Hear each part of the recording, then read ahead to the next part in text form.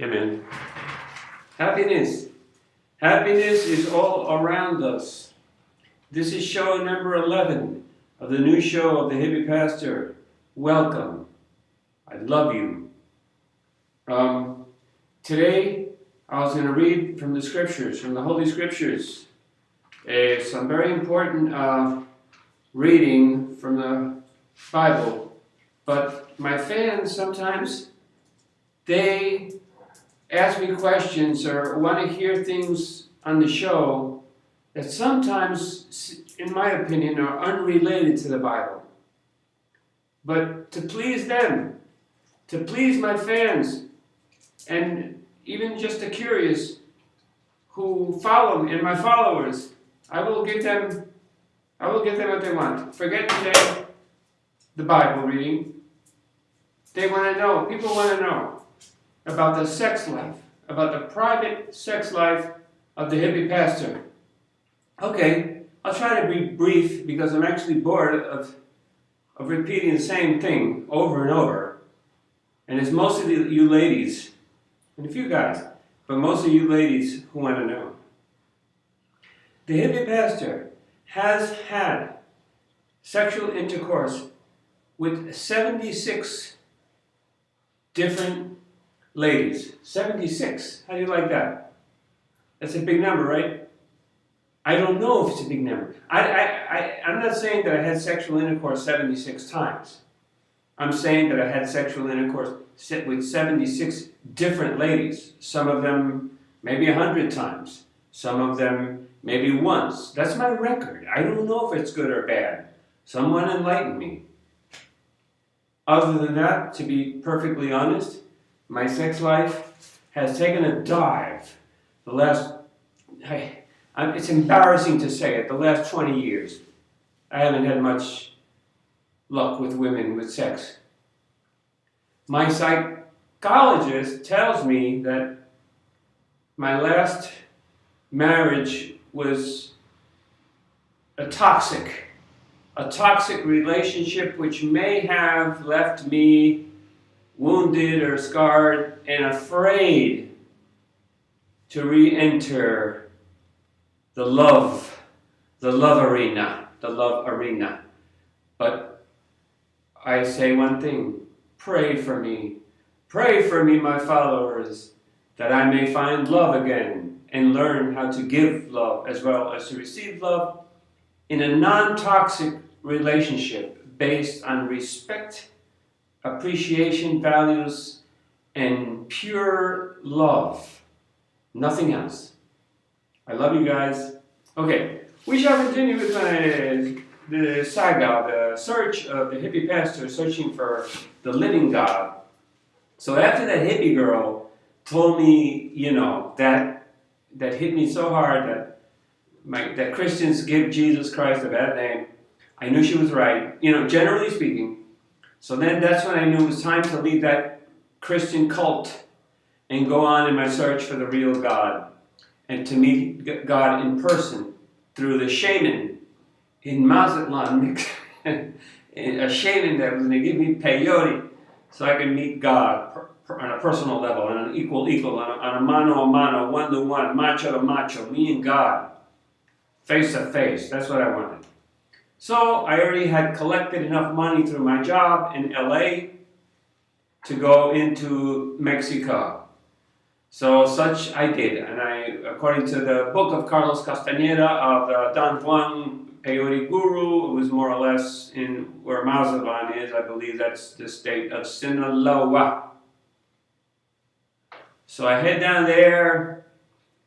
Mexico is beautiful. It's not like a lot of people from the United States. They think that everything south of the border is a different squaw. It's the same squaw with a different pair of panties. Not so. The variety and diversity of the Latin American countries is so diverse as if you were in Europe. The diversity of the European countries. They speak the same language, Spanish, but each one with their own slang. I'm talking the Caribbean. The Caribbean, don't mistake the Caribbean for Central America. And don't mistake Central America for the Caribbean. And don't mistake make no mistake that Mexico is not in Central America. It's in North America. Because in North America there are 3 countries. And one of them happens to be Mexico. So, south of the border, the first thing you feel when you cross south of the border is one word. Freedom. Freedom.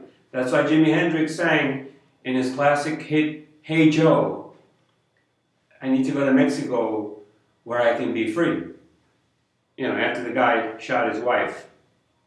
But anyway, freedom is is south of the border. All the way from Mexico to Chile and the bottom tip of South America, man. One thing is certain in in Latin America is freedom. Now, public safety, you need to walk with God, man, to be safe. And be kind. Be kind to the people, because usually the robbers or the terrorists, they only harm snobs. Snobs that go there with an attitude and look down on them. But if you're a good heart and a good soul and you share love and are not a racist or prejudiced and you don't think you're superior, I'm telling you what, Latin America will welcome you with open arms. And don't be a snitch. I know nowadays in the United States they're teaching our children that to be a snitch, a rat, a tattletale is a value. Big mistake. When I was a kid, to be a rat, to be a tattletale, to be a snitch was considered the worst, a shameful thing. You know, people did their time and kept their mouths shut. Now, everybody wants to go on the witness protection program and sing everything they know. It ain't that way when I was a kid. Anyway, guys, that's it. Don't bother nobody, don't stick your nose in nobody's business. Treat everybody with kindness and be friendly and make friends and be sincere. And in Latin America, you will have no problem. Take it from the Hippie Pastor.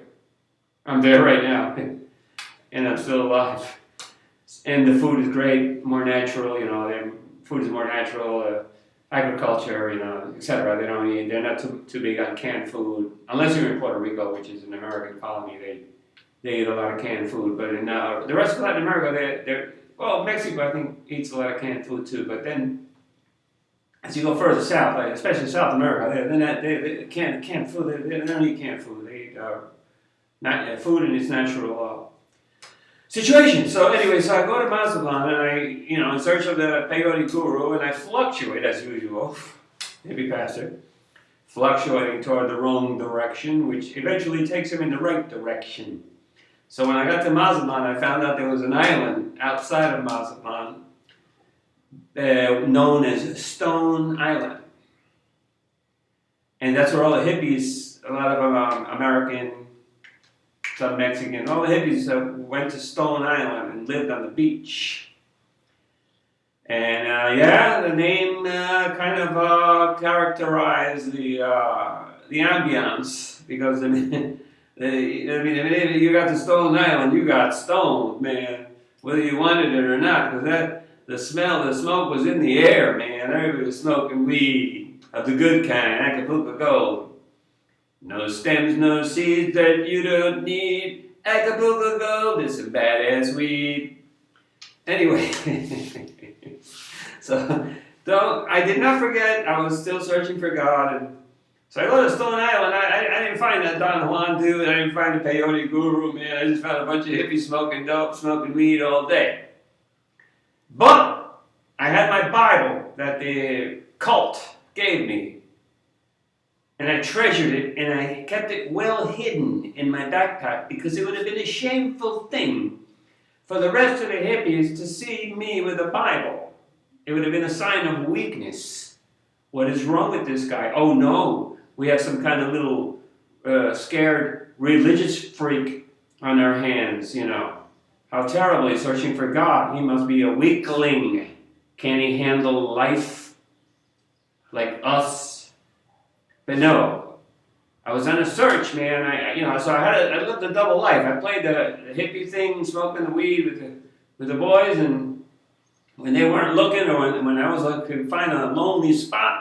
I pull out the Bible and I search for God. And later, this is the beginning, brothers and sisters, of an incredible experience of actually, I'll let you in on a tip. I found God, but not the way you're thinking. And we shall continue with this very soon.